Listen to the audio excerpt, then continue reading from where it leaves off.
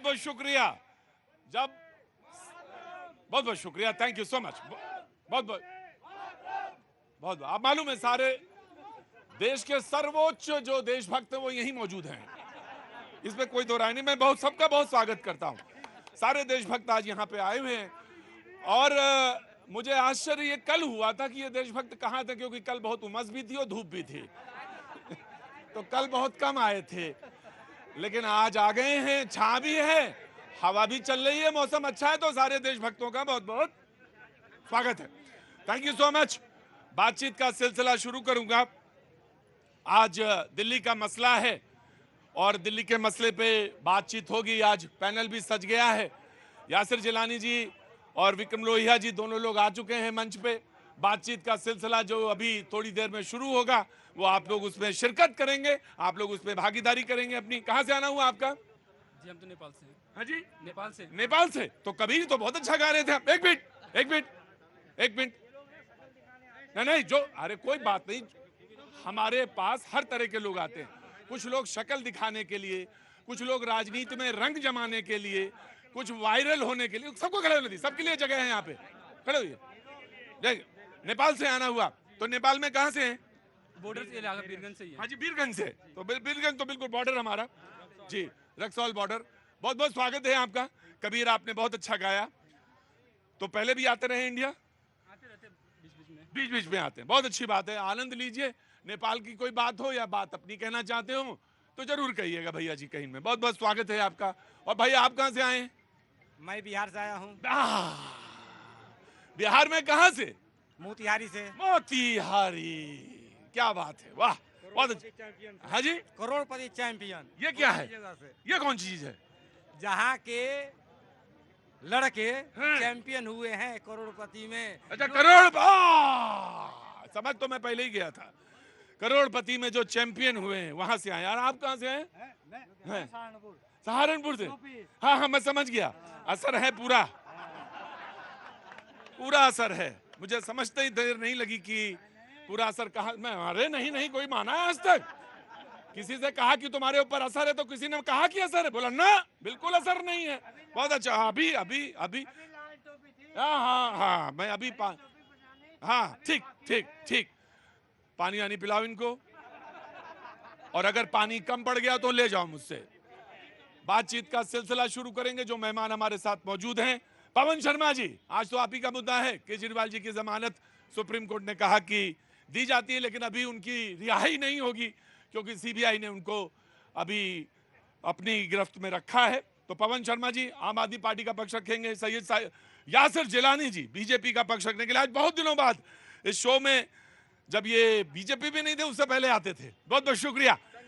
हाँ जी, बीजेपी में नहीं था लेकिन अनुवांशिक संगठन का हिस्सा था। वहां से आते थे। बहुत बहुत शुक्रिया। विक्रम लोहिया जी कांग्रेस का पक्ष रखने के लिए, और माशाल्लाह इनकी हाइट बहुत अच्छी है, बहुत बढ़िया, बहुत बहुत शुक्रिया, थैंक यू। हाँ नहीं, हमसे 2 इंच ऊपर है। विनय सिंह बिन्नू जी समाजवादी पार्टी के। अरे आज बहुत चुप बैठे हो, क्या बात है बिन्नू?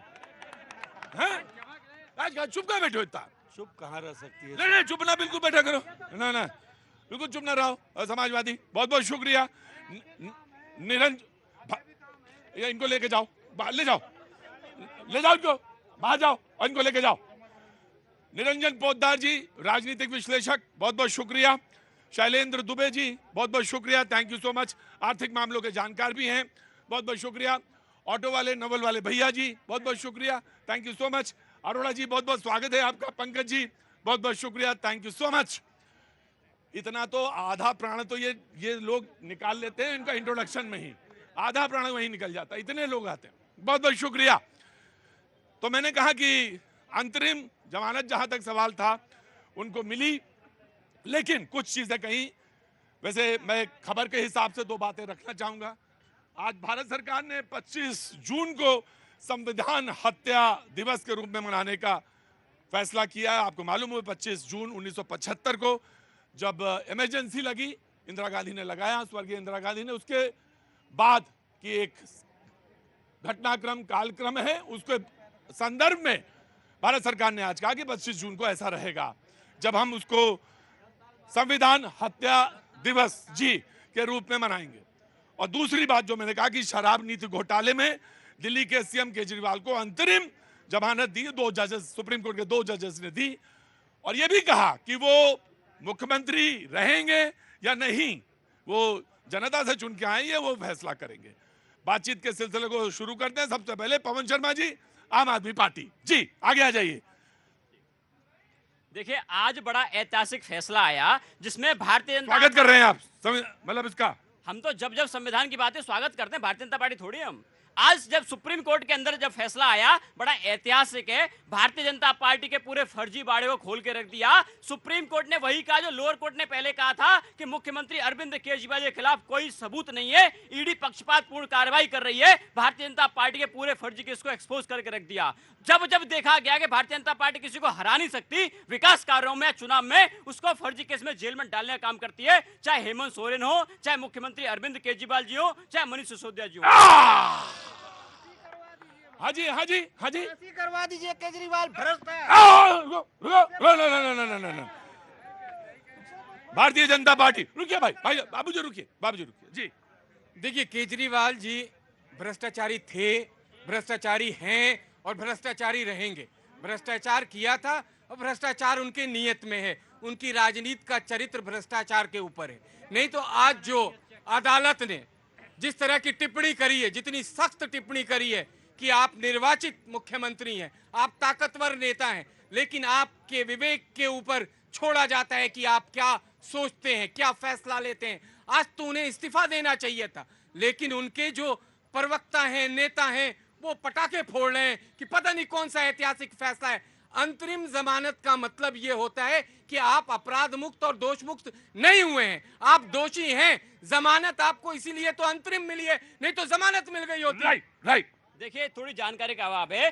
पीएमएलए कानून ये कहता है कि आपको जमानत के समय जज को सेटिस्फाई करना होगा कि आपके खिलाफ कोई सबूत नहीं है, कोई ऐसा आपने भ्रष्टाचार किया ही नहीं है, तब जमानत मिलती है। और जमानत मिलना साथ में ये भी ये कि छेड़छाड़ नहीं करेंगे। साक्ष्यों, मैं गलत करूं तो सही करने का अधिकार जनता का। साक्ष्यों से छेड़छाड़ करने का आपके पास कोई ऐसा कारण नहीं मिल रहा जो आपको जमानत ना दी जाए, ये बात। एग्जैक्टली, उसका विस्तार पूर्वक ये कहता है कि 500 से ज्यादा अपनी व्याख्या ना दीजिए, संविधान की व्याख्या दीजिए। मैं उसी पे आ रहा हूं। देखिए, 500 से ज्यादा रेड हो जाना किसी के ऊपर और हजारों अधिकारी लगा दिए जाना और 2 साल से ज्यादा का केस हो जाना, यह साबित करता है, उसके बाद कोई सबूत न मिलना, यह साबित करता है भारतीय जनता पार्टी ने फर्जी केस किया। वही कोर्ट ने कहा, भाई लोअर कोर्ट ने कहा। देखिए, जानकारी का जो समूचा समंदर है वो अरविंद केजरीवाल और उनके लोगों के पास है। हम पढ़े लिखे हैं,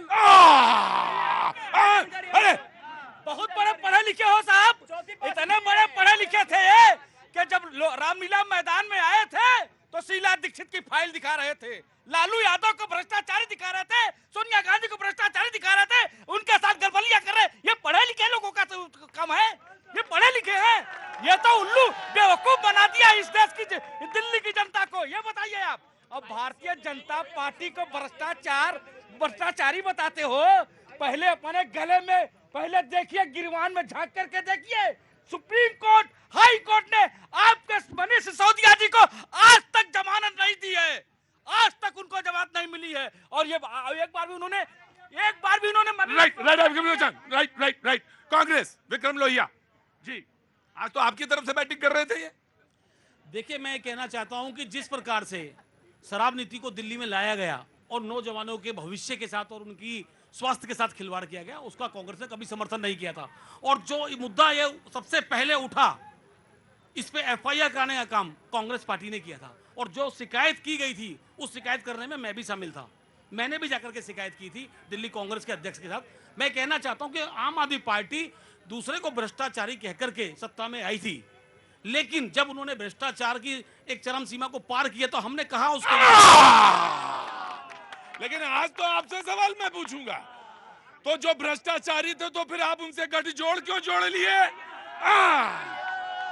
हमने जो भ्रष्टाचार की जो दिल्ली की बात थी, हमने भ्रष्टाचारी अरविंद केजरीवाल की लेकिन पार्टी से- भ्रष्टाचार चाहे दिल्ली में हो, चाहे कलकत्ता में, चाहे न्यूयॉर्क में, मैं अपनी बात पूरी करूं ना, पूरा अधिकार है आपको। आप टोकिए। मुझे टोकने का अधिकार नहीं है। देश के अंदर बेरोजगारी एक बहुत बड़ा मुद्दा हो पर चुका है। भ्रष्टाचार से बड़ा नहीं है, पर भ्रष्टाचार से बड़ा नहीं है बड़ा। एक बात घेरूंगा मैं आपको। घेरिएगा। हाँ। अरे हम घेरेंगे, और हम घेर के जवाब भी देंगे आपको। Very good. हम आपको बताना चाहते हैं, महिला सुरक्षा से बड़ा मुद्दा कोई था क्या?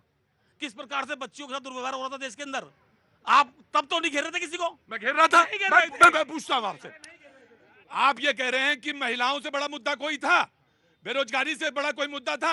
अरे इन दोनों मुद्दों की जो जननी है वो भ्रष्टाचार है। आप भ्रष्टाचार में थे तो कल मैं ये पूछ रहा हूं, जब आपने इनसे हाथ क्यों मिलाया? ताबूत घोटाले में भ्रष्टाचार नहीं था क्या?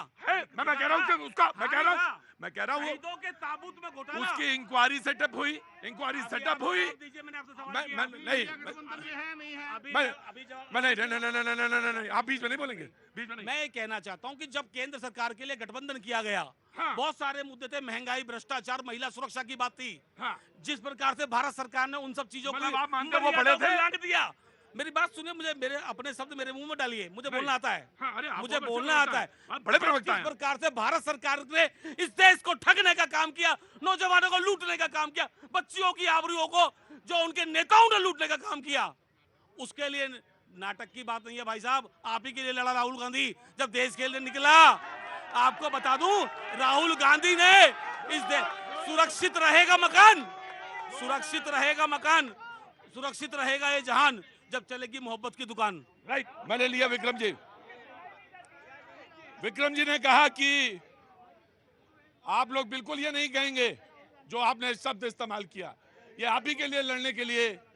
लेकिन उन्होंने कहा कि बात देखिए ये है कि हमने गठबंधन इसलिए किया क्योंकि बेरोजगारी का मुद्दा था और देश में महिलाओं का मुद्दा था, सुरक्षा का मुद्दा था, महंगाई मुद्दा था, इसलिए भ्रष्टाचार का मुद्दा छोड़ दिया हमने। ये भ्रष्टाचार नहीं, ये उस आतंकवादी से भी हाथ मिला सकते हैं इस देश के जो है मेरे को हराने के लिए। मालूम है आपको? वो देश के खिलाफ कौन छोड़ करके आया? अजहर मसूद को छोड़कर कौन आया?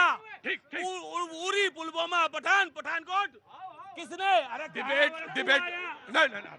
डिबेट भारतीय जनता पार्टी के किसी भी नेता ने मसूद अजहर को भटका हुआ नौजवान नहीं बोला। देखिए, ये पढ़े लिखे पे फिर लाना चाहता हूँ। लाइए। अरविंद केजरीवाल जो पढ़े लिखे IRS थे, अपने आप को कमिश्नर कहा करते थे, कमिश्नर थे नहीं वो। लेकिन ये इनसे सवाल कोई पूछ नहीं सकता है। आज जो उनको अंतरिम जमानत मिली है ना, 6 हिदायत है, 50,000 IRS थे। कमिश्नर कब थे यार?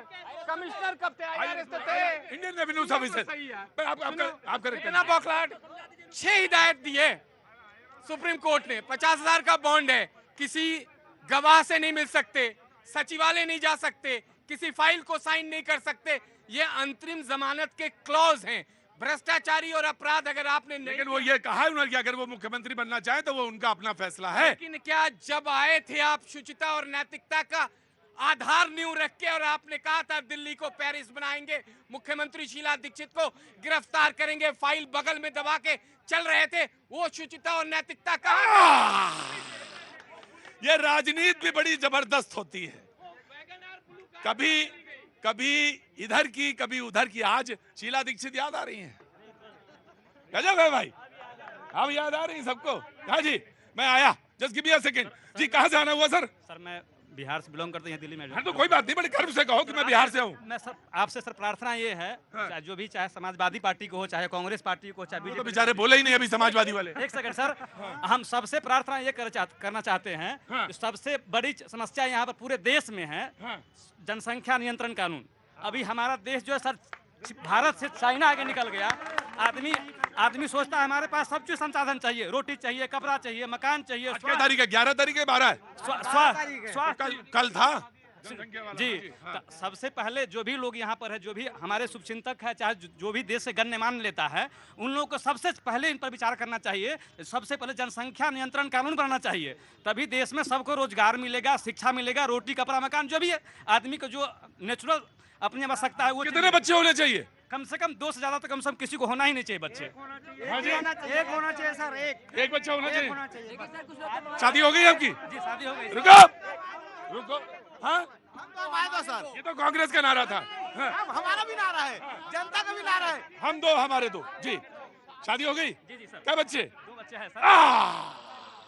2 बच्चे हैं, कोई बात नहीं, ठीक है। इधर लड़की एक ही होना चाहिए। लड़का हो या लड़की एक ही हाँ जी, हो। हाँ जी, भारत अभी जनसंख्या के हिसाब से नंबर 1 पे चला गया है और भारत को और तरक्की से तरक्की पे जाना है तो उसे जनसंख्या नियंत्रण कानून के अंतर्गत एक ही बच्चे का प्रावधान या नियम कानून बनाना चाहिए। क्या नाम हो गया? बिहार से हैं आप? जी, क्या नाम हो गया आपका? मेरा नाम है मुरारी प्रसाद वर्मा। मुरारी जी, मैं अभी आया, इसी पे बात करेंगे, बड़ी गंभीर बात है, लेकिन मैं केजरीवाल जी वाला मसला पे पूरा जा। जी, आम आदमी पार्टी। देखिए, आज देश में 2 मॉडल चल रहे हैं जो उनकी बात करी। एक तरफ भारतीय जनता पार्टी है जिसका राष्ट्रीय उपाध्यक्ष रक्षा सौदे में घोटाला करते पकड़ा गया था, सजा हुई थी उसको।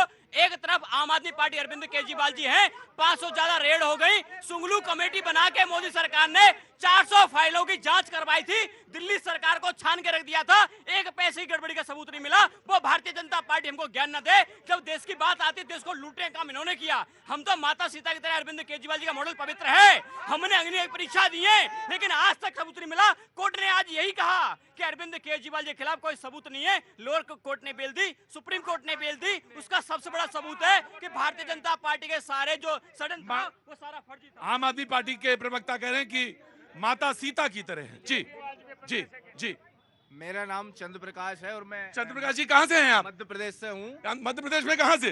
अशोकनगर जिला। अशोकनगर जिला। जी, मैं भैया जी को, दोनों को, आम आदमी पार्टी के और जो कांग्रेस के प्रवक्ताओं को बता देना चाहता हूँ कि 2014 से नरेंद्र मोदी जी की सरकार है, आज तक कोई घोटाला आप ला दोगे तो मैं यही समाधि ले लूंगा। इस देश के प्रधानमंत्री, अरे रुको, क्या नाम है आपका? चंद्र प्रकाश रघुवंशी, क्या ले लेंगे? समाधि यही ले लूंगा। 2014 से कोई घोटाला आप साबित करके बता दो तो क्या ले लेंगे आप? समाधि ले लूंगा मैं यही। नहीं, समाधि समाधि नहीं, नहीं, आराम से करो, आराम से करो। जी, मैं आया।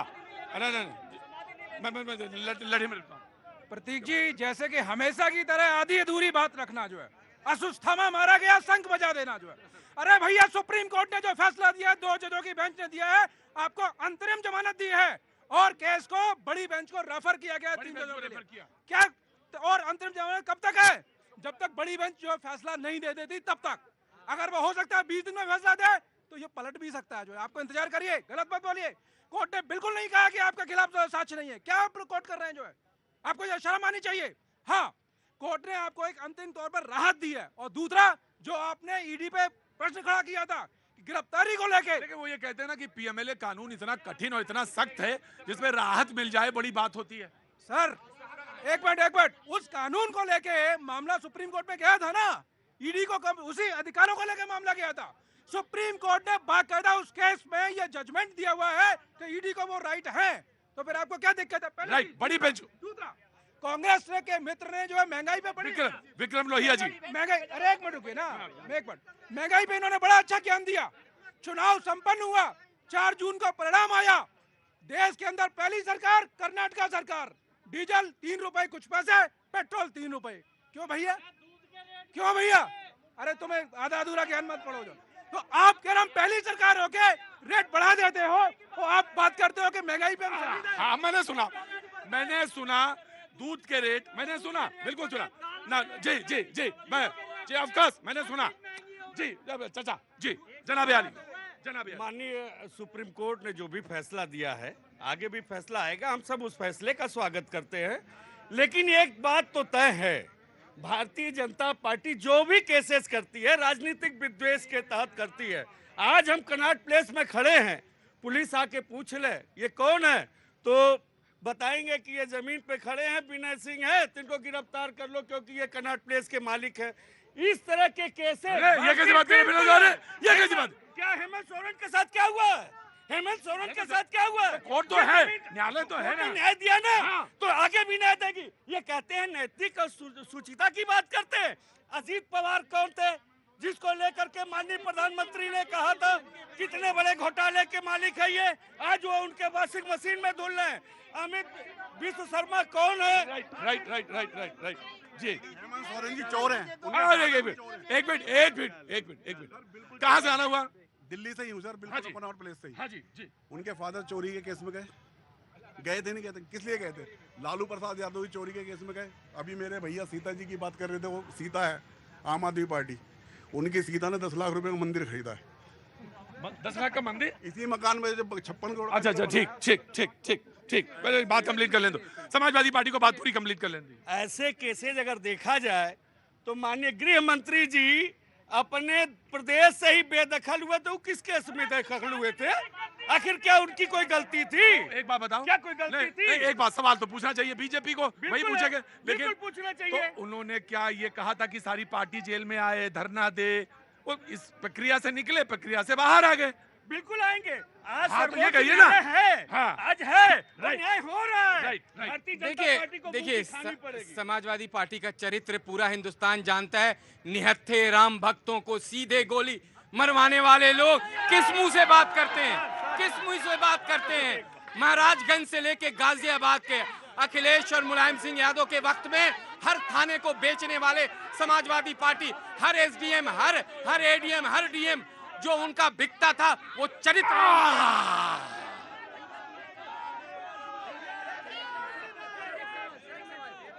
कहाँ से आया बेटा?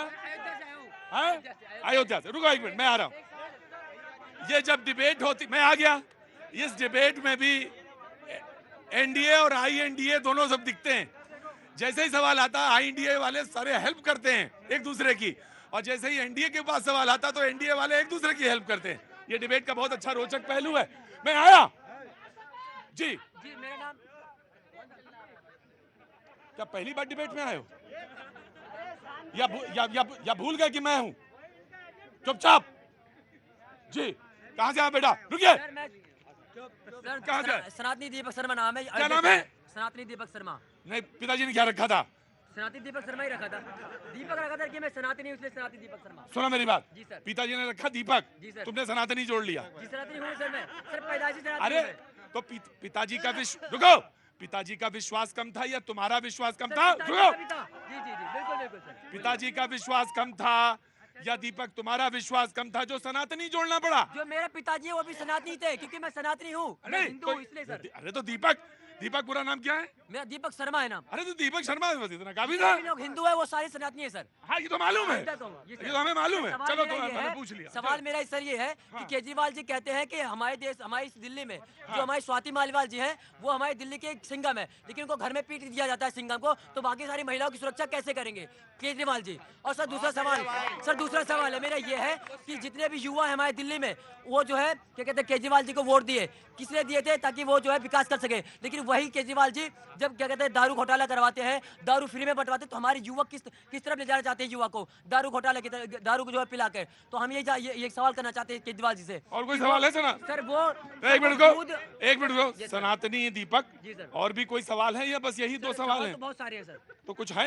जी सर। है सवाल एक भी ये भी है कि यमुना साफ कराने के 6 करोड़ दिए थे, वो पैसे कहाँ गए? और दूसरी बात ये है कि अरे यमुना कहाँ मिलती है जाके? यहीं पे मिलती है सर। यमुना कौन सी बड़ी नदी में मिलती है? सर कहाँ मिलती है? हम तो दिल्ली में जानते हैं सर। नहीं, कहाँ मिलती है? लेकिन अभी दिल्ली से सर यमुना, सवाल सुनो, अगर सनातनी हो तो सनातनी को जवाब दे कि यमुना कौन सी बड़ी नदी में जाके मिल।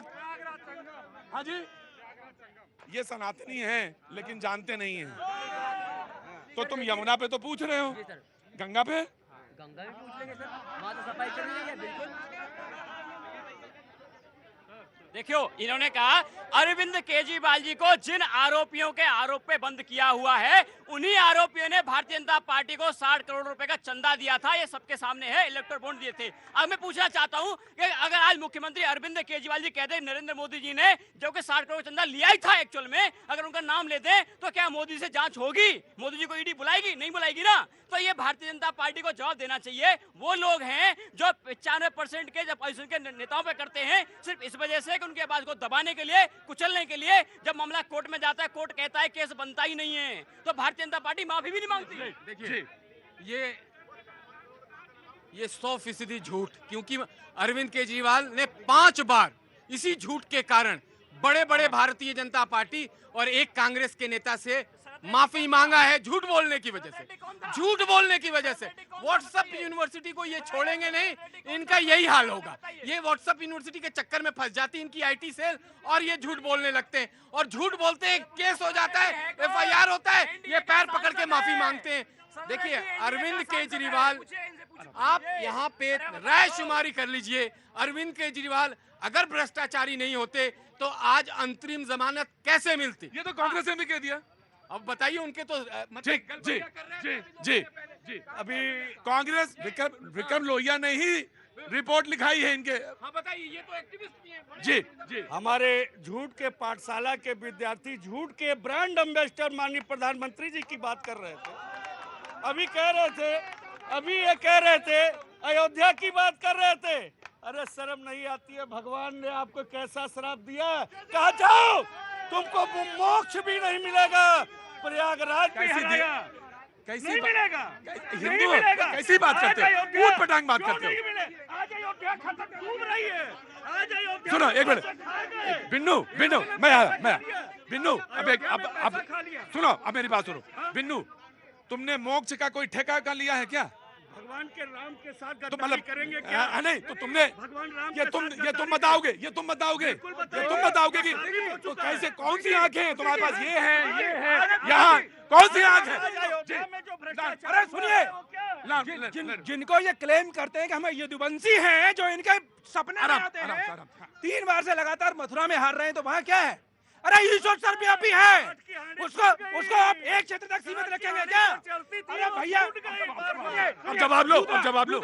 इन्होंने अभी बात की, तो कौन सा ऐसा राजनेता है पूरी राजनीति में जो कन्विक्टेड है, जिसको सजा हो गई है? नाम बताइए जरा, नाम बताइए। अब वो किधर है? लालू प्रसाद यादव,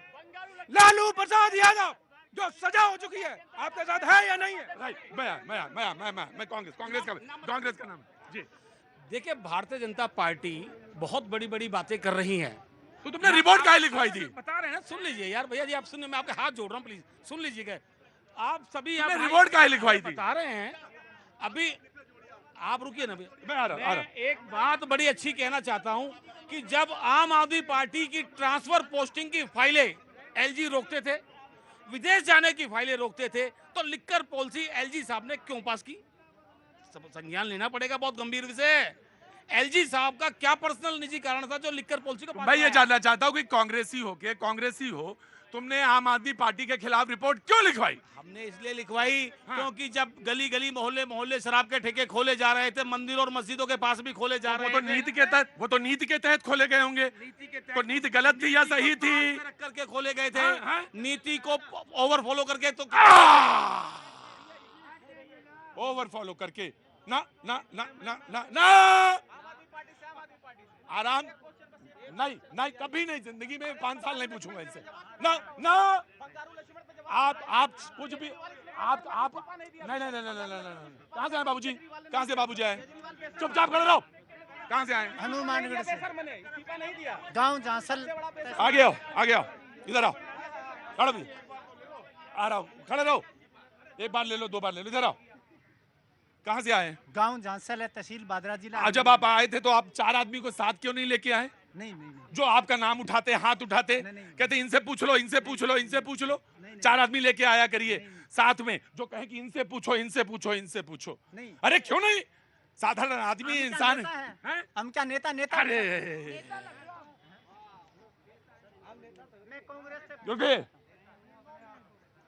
सारा दोष नंद घोष नहीं है, सारा इन्हीं लोगों का दोष नहीं है। नेता बनने का शौक है तो नीचे से, जमीन से शुरू करो, तब यहाँ पे हक मिलेगा बोलने का। जी, मैं कांग्रेस से पूछना चाहता हूँ कि 99 पर इतना कौन सा गांव कौन सा है? गांव जांसल है, तहसील बादरा जिला, हनुमानगढ़, राजस्थान। अच्छा, बोलिए। मैं कांग्रेस से पूछना चाहता हूँ कि 99 पर इतना घमंड, अगर 199 आ गई तो क्या कहोगे? 299 आ गई तो क्या कहोगे? 399 आ गई क्या कहोगे? हिंदू सनातनी, हिंदू हिंसक संतान, सनातनी हिंदू। जी, ठीक। मैं आराम, कूल डाउन, आराम से। नहीं, Yasir, Yasir please listen me, Yasir please, Yasir मैं 20 सेकंड दूंगा। लो यासिर एक बात सुनो बहुत बहुत ईमानदारी से। जमीन से उठा एक सवाल और सीधे कांग्रेस से पूछा गया, तुमको दूंगा इसके बाद ही दूंगा, इससे पहले नहीं दूंगा। जी सर, हमें कोई 99 पे घमंड नहीं है भाई साहब, कोई 99 पे घमंड नहीं। 99 हमें जो मिली है, एक मिनट रुक जाइए पहले, आपने सवाल किया। 99 जो मिली है वो भी जनता ने दी है, 240 भी जनता ने दी है और 99 भी जनता ने दी है। हम कोई खरीद के नहीं लाए हैं। और रही बात सनातनी की, इज्जत हम पूरी करते हैं, हम खुद सनातनी है, आपसे ज्यादा सनातनी है। राइट जी। अब यासिर चुपचाप बैठ जाओ जाके वहां पे, चुपचाप जाके बैठ जाओ वहां पे। हाँ चुपचाप बैठ जाओ जाके वहां पे। हाँ जी देखिए, जो अभी एक सामान्य व्यक्ति ने जो सवाल उठाया है कि 99 पे इतना घमंड क्यों, क्योंकि ये सब जानते हैं जो भारत की जनता है कि जब ये पावर में आएंगे तब ये संविधान की हत्या करेंगे। जैसे 1975 में उन्होंने संविधान की हत्या करी थी, पूरा भारत बंद कर दिया था, आवाज बंद कर दी थी, बोलचाल बंद कर दी थी, लोगों के अंदर जो शक्ति थी उस शक्ति विहीन कर दी थी। तो जाके जोड़ने दीजिए। हमें याद है जो हमारे बड़ों ने बताया, ये तुर्कमान गेट पे लोगों की नसबंदियां कराई थी यहीं दिल्ली में संजय गांधी और उनके गुर्गों ने। ये था संविधान की हत्या जो आज पास हुआ है। सरकार ने उसे मोहर लगा दी है कि अब वो दिन संविधान की हत्या के रूप में जाना जाएगा, जो स्वागत योग्य कदम है। और कांग्रेस के मुंह पे तमाचा। आप तो इमरजेंसी में भुक्तभोगी हैं, है ना? इधर आइए, आप तो भुक्तभोगी लोग हैं। देखिए, जिस प्रकार से भाई साहब ने इमरजेंसी की बात की, मैं आपको बता दूं, उसी समय के आरएसएस के सरसंचालक ने उसी इमरजेंसी की समर्थन किया था। लेकिन हम आज भी कहते हैं, कहां आपको पढ़वा दूं, बाला जेल में थे, वो तो जेल में पड़े हुए, उसी समय उन्होंने उसका समर्थन किया था। और जेल में भी थे। और मैं आपको बताना चाहता हूं, कांग्रेस पार्टी के तमाम नेताओं ने वैसे ही है जैसे संविधान खतरे में है, उस पे खेद व्यक्त किया था। क्या ये मांगेंगे माफी गोधरा कांड में? राइट। प्रतीक जी, मैं आज ही के डिसीजन के ऊपर बात करूंगा। देखिए, ऐसा है, पागल आगल है क्या है? पागल आगल हो क्या?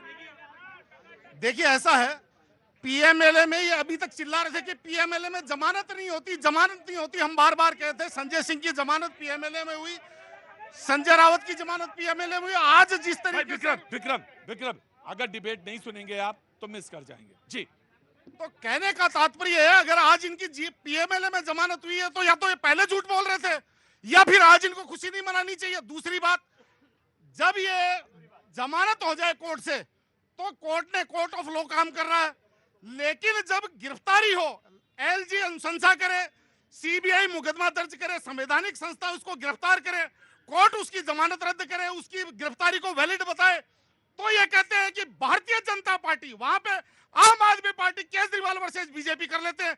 जब कोर्ट जमानत स्वीकार कर लेता है तब ये कहते हैं कि नहीं, कोर्ट ऑफ लॉ की जीत होगी। अरे भाई, अगर कोर्ट ऑफ लॉ की जीत होगी तो पहले भी कोर्ट ऑफ लॉ ने जो है जेल में रखा हुआ है। वैलिड सवाल। सबसे बड़ी बात, देखिए, जो अब हिंदुस्तान के अंदर ऐसा लोकतंत्र है जो एकता कपूर के सीरियल की तरह कभी मरता है कभी जिंदा हो जाता है। देखिए, एक मेरी बात सुनिए, मैं थोड़ा ओल्ड स्कूल ऑफ जर्नलिज्म का मैं थोड़ा ओल्ड स्कूल ऑफ जर्नलिज्म का आदमी हूँ, ठीक है? संविधान कोई किसी सीरियल से ना, मैं नहीं लूंगा आपका, नहीं लूंगा। देखिए, आईपीसी मतलब भाई वायरल होने ना, मेरे भाई साहब आपने अच्छा बोला, लेकिन वायरल होने के चक्कर में ऐसी तुलनाएं ना करिए। जी, no, I won't take you. देखिए, बेसिक सा ये है कि आईपीसी और पीएमएलए में डिफरेंस इतना है कि बाकी धाराओं में ये होता है कि जब तक आप दोषी साबित नहीं होते तब तक आप ईमानदार हैं, दोषी नहीं है। लेकिन पीएमएलए में ये होता है कि जब तक आप ईमानदार साबित नहीं होते तब तक आप दोषी हैं। मतलब जमानत के समय पे आपको जज को सेटिस्फाई किया करना होगा। देखो, जमानत के समय पे आपको जज को सेटिस्फाई ये करना पड़ेगा कि कोई सबूत नहीं है। इसलिए हम कह रहे हैं, पूरा देश जानता है कि पीएमएलए कानून ऐसा है, इसमें क्या कर रहे हैं? देखिए, पीएमएलए कानून ऐसा है कि बड़ा जटिल है कि आपको जमानत मिलना बहुत असंभव सा लगता है जब तक कि आपका केस खत्म नहीं हो जाता। भाई देखिए साहब, टू जजेस बेंच थी, मेरिट पे दिया है उन्हें तो ठीक है, लेकिन उन्होंने ये बात जरूर कही है कि मैं हायर बेंच को या फुल बेंच पे मैं इसको रेफर कर रहा हूं, और अगर वो चाहेंगे तो पलट सकते हैं। ठीक है ना? ठीक। देखिए ये लैंडमार्क जजमेंट क्यों है कि अरविंद केजरीवाल जी ने बेल नहीं मांगी थी। अरविंद केजरीवाल जी ने अरेस्ट को चैलेंज किया था, जिसको कि कोर्ट ने उनको बेल दी और बेल के बाद कहा कि इस पूरे मामले को लार्जर बेंच को भेज रहे हैं। अब देखिए, मैं आप ही के शब्द के, आप ही के अल्फाज को लेता हूं। उन्होंने कहा कि आपने कहा कि उन्होंने अरेस्ट को चैलेंज किया था, तो उन्होंने बेल क्यों दे दी फिर? मैं अगर अरेस्ट को, अगर आप, सर मैं वकील नहीं हूं, लेकिन अगर आप अरेस्ट को चैलेंज कर रहे हैं तो आपको बाहर होना पड़ेगा। पहले मैंने उसको आपको छूट दे दी, यार आप जाएं, लेकिन आपने बेल, अंतरिम बेल दी है ना। इंतरिम इसलिए दी है क्योंकि आप जो उस ऑर्डर में आ रहे थे ईडी के, उसी में, और उन्होंने कहा कि मैं इसको रेफर कर रहा हूं ऊपर। जी जी, मैं आया जी। प्रतीक जी एक मिनट, किसी भी न्यायालय में जब बहस होती है तो क्रॉस इन्वेस्टिगेशन के दौरान जो बातें आदान प्रदान होती हैं वो निर्णय नहीं होता है। जजमेंट में क्या कहा गया है वो मैटर करता है। और मैं ये इनका ध्यान आकर्षित कर दूं, शराब, अरे भाई साहब सुनिए ना, ये आप ईमानदार हैं ना? अरे आप ईमानदार हैं, लोकतंत्र के हिमायती हैं भाई, सुनिए। दूसरा, हाँ, राव जवेनी कोर्ट, बहुत अच्छा। राव जवेनी कोर्ट ने क्या कहा कि जो सीबीआई ने गिरफ्तार किया है उसमें जो है 25 जुलाई तक आपको न्यायिक हिरासत में रहना, ये राव जवेनी कोर्ट ने कहा, याद दिलाया, अच्छी बात है। नंबर 1। नंबर 2, शराब मंत्री कौन है? Manish Sisodia. Lower court, high court, supreme court, सारे कोर्ट कहते हैं नहीं जी जमानत आपको किसी ग्राउंड पर नहीं मिलेगी। ये ऑन रिकॉर्ड कह रहा हूं, शराब मंत्री को जमानत नहीं मिलेगी। इसका मतलब क्या है? दाल में काला है, इंतजार करिए प्रभु। देखिए सारी के वकीलों को ढूंढे थे, कोई नहीं मिला। ईडी के वकील ढूंढना, भारतीय जनता पार्टी के प्रवक्ताओं को देख लीजिएगा, उनसे अच्छी बातें करते हैं, उनको पता नहीं होता ईडी के लोगों के सबूत क्या है, लेकिन भारतीय जनता पार्टी के लोगों को पता होता है। ऐसा लग रहा है कि सारी कहानी जो है चक्की सारा चलता है। ये भी तो हो सकता है कि पढ़ते हैं। भारतीय जनता पार्टी का उसमें सारा तय होता है कि बोलना क्या है, और मुझे लगता है कि ईडी के ऑफिसर को ये बताते हैं कि तुमको जाके ये बोलना है। लोकतंत्र और संविधान की हत्या चाहे बीजेपी करे या कांग्रेस करे, जो भी करती है हम उसकी कटु आलोचना करते हैं, कड़े शब्दों में निंदा करते हैं। एक चीज। दूसरी चीज, कल भी आपके समक्ष में माननीय मुख्यमंत्री जी से एक बात कहना चाहता था। उत्तर प्रदेश के गोरखपुर के अंदर, बांसगांव तहसील के अंदर 513 एकड़ जमीन किसानों का इस सरकार ने कब्जा कर लिया, जैसे अयोध्या में कब्जा किया है। 1 रुपया मुआवजा नहीं मिला है। मैं माननीय मुख्यमंत्री से कहना चाहता हूं कि गोरखपुर के अंदर, बांसगांव के अंदर, बांसगांव तहसील के अंदर क्यों नहीं देंगे मुआवजा? कहाँ का मुद्दा लिया है भैया? प्रतीक जी, कुछ दिन पूर्व आपके शो में ही एक बहन आई हुई थी और उसने बाकायदा, आप चुप रहेंगे, इधर यहाँ पे, नहीं रुकिए ना, उस बहन ने ये कहा कि मेरे को जो मुआवजा नहीं मिला। आपने जब उसका ऑन एयर जब पता पूछा घर का, तो बहन पता नहीं दे पाई। दूसरा, अयोध्या नगरी में जहाँ राम मंदिर है वहाँ पे भाजपा जीती है, तो आप ये गलत प्रचार मत करिए। लोकसभा में देखिए बिन्नू जी, मैं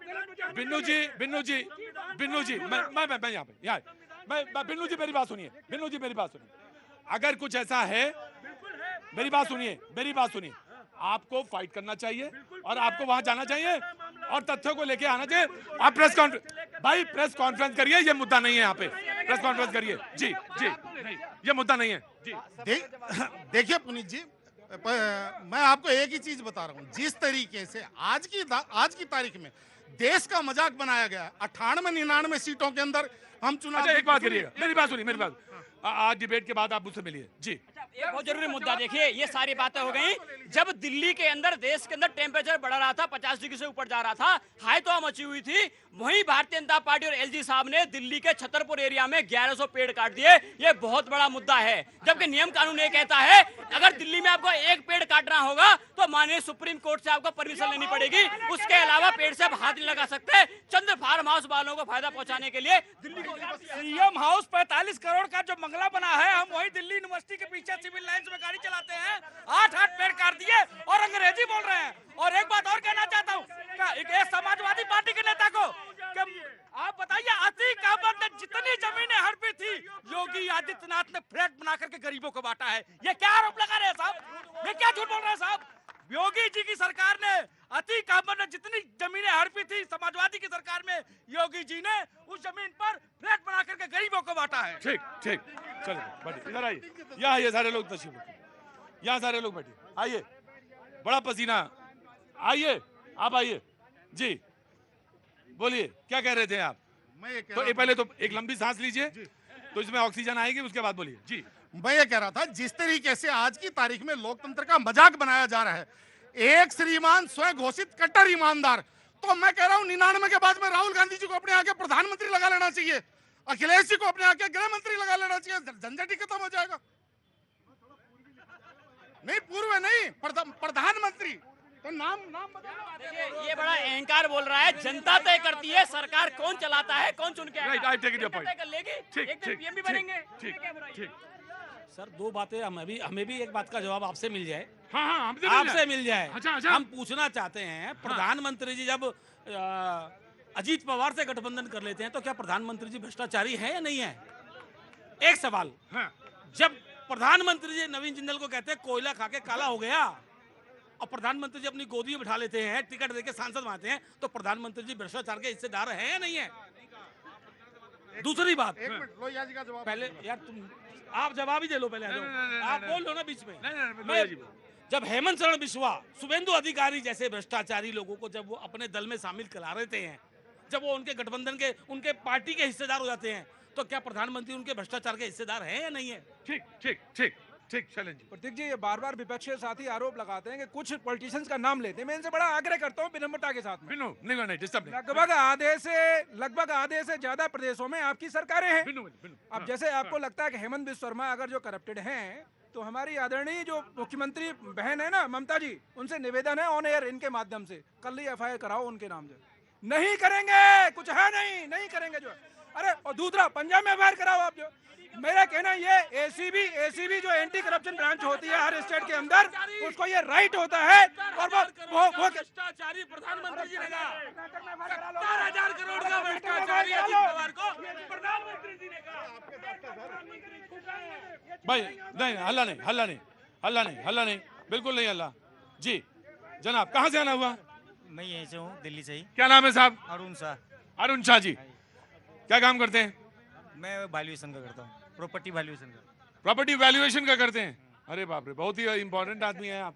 किसी को भी 2 को 4 बता सकते हैं? नहीं, 2 को 4 क्यों बताएंगे? नहीं बताएंगे, वही बताएंगे। लेकिन आज इधर बातचीत चल रही थी जी, बोलिए साहब। मैं ये कह रहा हूँ कि जैसे अभी बात चल रही थी, भाई एक मिनट, बहुत सारी बात चल रही थी, वो कांग्रेस वाले बीजेपी पे आरोप लगा रहा है, बीजेपी कांग्रेस पे आरोप लगा रहा है। आम आदमी की बात या जो नॉर्मल बात है वो तो कोई नहीं कर रहा है। करो ना अपनी बात। नहीं करो, जैसे दूसरी बात ये चल रही थी, एक भैया ने सवाल उठाया था जनसंख्या पे। क्या कोई भी पार्टी इसमें किसी जो भी एनडीए के गठबंधन के लोग हैं, क्या इनका समर्थन करेंगे जनसंख्या कानून का? कोई सबसे पूछ लीजिए, कोई भी करेंगे क्या? क्योंकि देश में ये बोल रहे बेरोजगारी बहुत है। भैया क्षेत्रफल ये सीपी में खड़ा होने का 2000 लोगों का है, और यहाँ 25,000 लोग होंगे, तो क्या खड़ा हो पाएंगे क्या? इसके बारे में तो कोई बात नहीं करता। ये बोलते हैं कि भाई ये खत्म हो जाएगा, ये लोकतंत्र खतरे में है। साजी मैं बताऊं आपसे, बाकी तो ठीक है, बातचीत तो होनी चाहिए, बहुत इंपॉर्टेंट इशू है। आपने कोई ऐसा इशू नहीं उठाया जो कि इंपॉर्टेंट नहीं है। लेकिन होता क्या है, जैसे ये मुद्दा उठता है, ये घूम फिर के ऐसी जगह चला जाता है जहां पे ये होता है कि एक पक्ष को टारगेट कर रहे हैं या एक पक्ष को टारगेट किया जा रहा है। मुद्दा इंपॉर्टेंट है, इसमें दो राय नहीं। मुझे बताइएगा ब्रेक कब है? जी नहीं आप रुकिए, कई बार बोल चुके हैं जी। हाँ जी छोड़ो, भ्रष्टाचार की बात कांग्रेस कर रही है, मतलब कुछ अजीब सा लगता है। हाँ जी। जिन्होंने मानसिक भ्रष्टाचार, सामाजिक स्तर पर भ्रष्टाचार किया है, जिन्होंने भ्रष्टाचार का इतनी बड़ी पराकाष्ठा करी कि 86 में एक महिला को 60 रुपए उसके गुजारे भत्ते के लिए कोर्ट ने तय किया, उसको इसलिए बदल दिया उस वक्त के नेता ने, उस फैसले को कोर्ट के माध्यम से, कि जो तुष्टीकरण की प्रकाष्ठा का केंद्र बिंदु वोट बैंक था, उस वजह से मैं आया, लेकिन ब्रेक के बाद आप जाइएगा ना, क्योंकि बहुत इंपॉर्टेंट विजुअल्स के साथ मैं मौजूद रहूंगा।